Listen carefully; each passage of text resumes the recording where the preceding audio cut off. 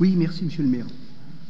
Dans le cadre du réaménagement de l'échangeur autoroutier de Chambéry, AREA va réaliser des travaux impactant le réseau routier local dont la gestion relève des collectivités de la Motte-Servolex, de Vauglan, de Chambéry, du département de la Savoie et de Grand Chambéry. Il s'avère nécessaire d'établir des conventions relatives au rétablissement de voiries suivant les compétences respectives des différents gestionnaires, mais aussi les modalités de remise des ouvrages après construction, les garanties d'achèvement et de conservation des ouvrages, tout comme les modalités d'exploitation par les différents gestionnaires. Les projets de rétablissement des voiries impactées et rétablies au niveau de la zone des Landiers ont été étudiés par AREA et doivent faire l'objet d'un accord par l'ensemble des gestionnaires de voiries avant réalisation des travaux par la société concessionnaire d'autoroutes. Les secteurs concernés au titre du domaine public communal, dont les voiries sont d'intérêt communautaire, sont les suivants. Le giratoire de l'avenue de Villarcher, rue de Belleau, l'avenue de Villarcher et rue des Marais, la rue de Belleau et la rue de Prépagnon, l'avenue des Landiers au titre du territoire communal et la voie longeant l'autoroute A41 au titre du domaine public routier communal. Les emprises foncières nécessaires seront acquises par AREA ou mises à disposition gratuitement par celle-ci. Concernant les emprises du domaine public de la ville de Chambéry, une cession de domaine public à domaine public sans déclassement sera opérée. Concernant les emprises du domaine privé de la ville de Chambéry, des cessions en pleine propriété seront réalisées. L'ensemble des frais sera supporté par AREA. Pour les études et travaux, AREA assure la maîtrise d'ouvrage. La ville de Chambéry reste cependant détentrice des pouvoirs de police liés à la circulation et au stationnement sur les voiries communales, y compris d'intérêt communautaire. Pour la remise des ouvrages, à l'issue des travaux, AREA remettra gratuitement l'ensemble réhabilité dans le patrimoine de la commune. AREA fournira un dossier de recollement et un dossier des ouvrages exécutés. Les terrains destinés à rentrer dans le domaine public routier communal feront l'objet d'une remise gratuite par AREA à la ville. Elle interviendra après la délimitation du domaine public autoroutier concédé. Les frais d'arpentage seront pris en charge par AREA. AREA prendra également en charge la réparation de tous les désordres constatés dans les travaux exécutés, et cela pendant le délai de garantie de parfait achèvement d'1 an à compter de la date de remise technique. Il est proposé d'établir 3 conventions relatives au rétablissement de voiries suivant les compétences respectives des différents gestionnaires. Une convention entre la ville de Chambéry, Grand Chambéry, le département et AREA pour l'avenue des Landiers. Une convention entre la ville de Chambéry, Grand Chambéry et AREA pour les voies giratoires, avenue de Villarcher, rue de Belleau, avenue de Villarcher et rue des Marais et rue de Belleau, rue de Prépagnon. Et une convention entre les communes de Vauglan, Chambéry et AREA pour la voirie latérale à l'autoroute A41. En conséquence, je vous demande, mesdames et messieurs, de bien vouloir retenir les conclusions suivantes: d'approuver les 3 projets de convention 6 annexés, d'approuver les démarches conséquentes, d'approuver l'intégration des parcelles rétablies dans le domaine routier communal, d'autoriser le maire ou son représentant à signer les dites conventions et d'autoriser le maire ou son représentant à signer les actes à intervenir. Merci, M. Davoine. Y a-t-il des questions? Oui, M. Caraco. Oui, Monsieur le maire, c'est un rapport qu'on nous présente maintenant, au moment où il arrive, comme un rapport technique. Mais moi, je voudrais insister sur le fait que c'est la conclusion d'une opération complètement anachronique. Je n'ai plus en tête son coût, mais c'est de l'ordre de 100 millions d'euros environ, il me semble. 67 maintenant. Voilà. Merci, Monsieur le Président de l'Agglo. Et voilà, on est en pleine époque de déclaration d'urgence climatique. Vous nous avez proposé de voter ça il y a quelque temps. On est arrivé finalement à investir encore des sommes non négligeables dans un échangeur autoroutier. Et pendant ce temps, la voie ferrée entre Chambéry et Annecy, et principalement son tronçon entre Aix-les-Bains et Annecy, reste désespérément à voie unique. Et là, ça n'a pas avancé d'un poil pendant toute cette période. a déjà eu l'occasion dans des débats précédents, dans des débats à l'agglomération, d'évoquer cet aménagement du péage. Certes, on peut y adhérer pour les questions de sécurité, puisqu'on sait bien les problèmes de sécurité que posait la trompette qui monte devant chez Point-P-Bolon. Néanmoins, on a déjà eu l'occasion de s'exprimer sur le risque d'aspirateur à camion que représente cet aménagement lorsque le tunnel du Fréjus verra son deuxième tube ouvert, sans doute fin 2021. Je vous rappelle que par rapport à la desserte locale, par rapport au trafic local, nous avons tout au long de la négociation avec AREA obtenu des aménagements parce que les acteurs locaux n'étaient absolument pas pris en compte dans cet aménagement initial. Je vous rappelle simplement que, par exemple, il était prévu que quand on venait d'Aix-les-Bains ou du Bourget, il fallait venir monter sur le pont et faire le tour des 2 giratoires vers l'hôtel Best Western pour retourner prendre l'autoroute en direction d'Annecy, ce qui était absolument invraisemblable. De même, pour ce qui concerne les parkings de covoiturage, je vous rappelle que nous avons obtenu dans la discussion la réalisation de 3 parkings de covoiturage, alors que c'était des choses qui n'avaient pas été prises en compte.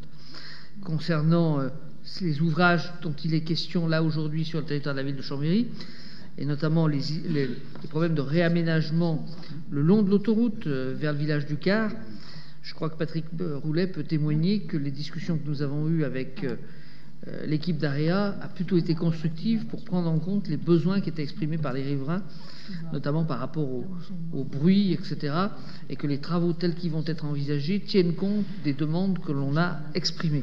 Après, il ne vous aura pas échappé, M. Caranco, qu'effectivement, c'est l'utilisateur de l'autoroute qui paye l'autoroute, alors que ce n'est pas tout à fait l'utilisateur du train qui paye le train. Voilà, c'est la difficulté. Et je ne pense pas, en disant ça, qu'il soit souhaitable que l'utilisateur du train paye l'infrastructure du train totalement, puisqu'il ne paye pas non plus, l'utilisateur de la route ne paye pas, quand il est sur une départementale ou sur une voirie communale, directement l'usage qu'il fait de la voirie. Monsieur Caraco. Oui, on en a parlé plus d'une fois, mais l'utilisateur de la route est très très loin de payer toutes ces externalités négatives dans de nombreux domaines. Au demeurant, il existe, si je me souviens bien, un dispositif de financement qui doit être l'AFTIF, j'ai plus le sigle détaillé, qui fait qu'une part non négligeable des recettes, y compris des bénéfices des sociétés autoroutières, peuvent servir à financer du ferroviaire, à condition de choisir le faire. De faire bien sûr ça, plutôt que de réinvestir dans une autoroute qui n'en avait pas franchement besoin. Je vous rappelle que c'est hors du contrat de plan, puisque dans le contrat de plan, ce qui a au contraire été mis, c'est les études pour la première phase des travaux de doublement de la ligne qui va sur Annecy.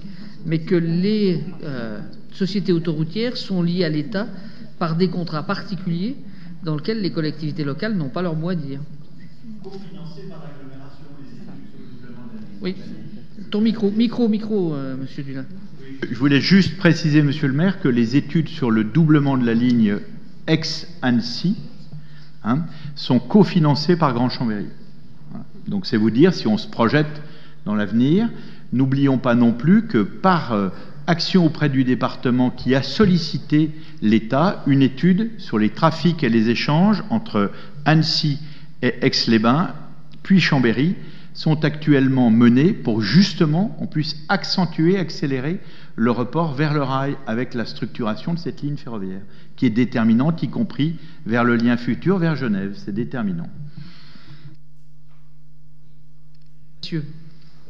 Oui, je voulais intervenir sur un sujet que j'ai déjà évoqué à plusieurs reprises. C'est le petit aménagement cyclable qu'il faut faire le long de l'autoroute. C'est sur un délaissé de l'AREA, entre la rue du Beau-Roland et la rue du Bello, pour chanter à l'arrière des établissements GBS. C'est au schéma cyclable. Je suis étonné que ce petit aménagement de 200 mètres, qui doit coûter 60 000 euros sur les 67 millions d'euros, Monsieur le Président, qui sont en jeu dans ce dossier, voilà, c'est une autre illustration, effectivement, de la considération, ou du peu de considération qu'on peut avoir sur quelques facilités d'aménagement cyclable qui sont attendues depuis longtemps par les Mautrains, entre autres. Ça leur permet effectivement, depuis l'avenue verte, de gagner un peu de temps pour se se rendre sur la ZAC de Carrefour et compagnie, donc des Landiers. Et donc je ne comprends pas pourquoi parmi ces nombreux aménagements qui sont dans ce protocole ne figure pas ce petit aménagement de 200 mètres en faveur des vélos.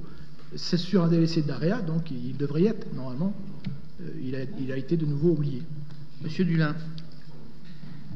Oui, tout d'abord, je pense qu'il est important de préciser que les 67 millions d'euros, c'est à la charge de l'AREA.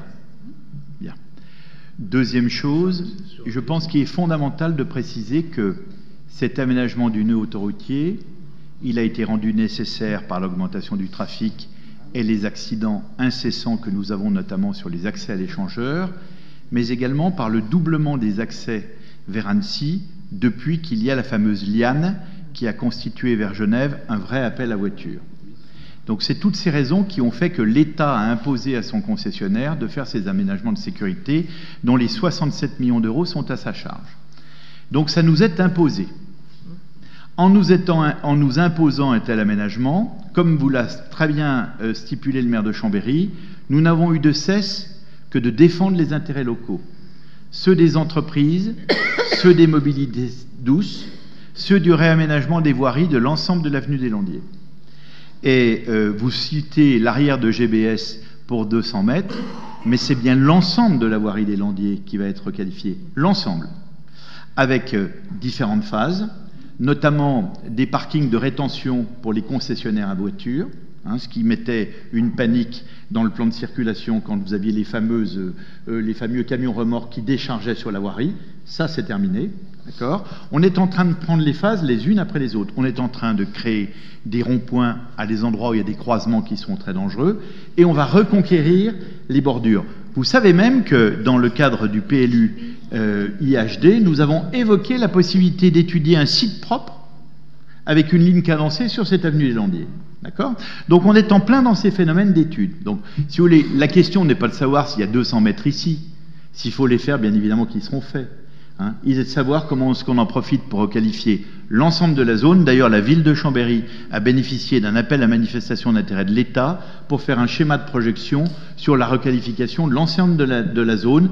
C'est à venir, c'est demain, c'est pour la suite. Donc vous savez, c'est pas sur 200 mètres qu'on traite, c'est sur l'ensemble de la zone. Et je vous promets, on y a passé des heures et des heures en négociation, comme ça a été présenté à la population lors d'une réunion publique, comme ça a été présenté à Chambéry Grand Lac Économie, comme ça a été présenté en comité des maires et au bureau de l'agglomération. Quand vous voyez le résultat de l'où on est parti, là où on est arrivé, il y a eu déjà un très gros travail de fait. Alors les 200 mètres, si c'est un point névralgique, je pense que ça ne posera aucun problème, parce qu'on est dans l'epsilon. Voilà. Ces 200 mètres ont été abordés avec AREA. Les aménagements actuels ne concernent pas l'axe Annecy-Chambéry. Or, nous avons évoqué à plusieurs reprises la dangerosité de la voie de décélération quand on revient d'Annecy pour rentrer au péage de Chambéry. Elle est très courte à cause notamment nous explique-t-on, des deux ponts, le pont sur la voie SNCF et la rue de Bello, et le pont sur la Lesse. Et donc AREA sait que dans une période pas trop lointaine, ils devront allonger le sifflet de dégagement, ça a un nom, je cherche le nom au moment où je veux le dire, la voie de décélération. Ils devront allonger la voie de décélération et élargir un peu l'autoroute à partir de la sortie du pont de la rue de Bello. C'est ce qui explique qu'au jour d'aujourd'hui, ils n'ont pas voulu aménager ces 200 mètres de voie cyclable. Monsieur Caracou. Oui, monsieur le maire, l'intervention du président de l'agglomération nous montre finalement qu'à chaque fois qu'on fait une mesure en faveur de l'automobile, on appelle par ricochet des mesures pour aller encore plus loin dans la même direction. Et il y a aucun. Il a parlé de la liane. Oui, il y avait une autoroute entre Annecy et Genève avec une voie ferrée qui mettait 1h15.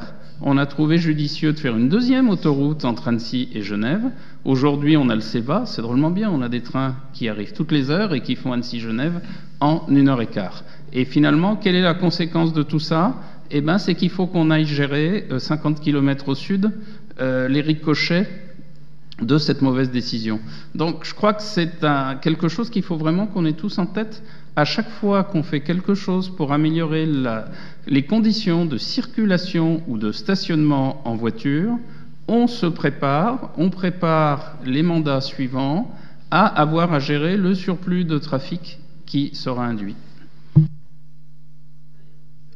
Au vote cette délibération avec les 3 conventions associées, y a-t-il des oppositions, des abstentions? 3 abstentions. Le rapport est adopté. On passe, Madame Bovier-Lapierre, à un tout autre sujet qui est l'adhésion de l'Éducation nationale au Conseil des droits et devoirs des familles à la signature d'une convention avec eux.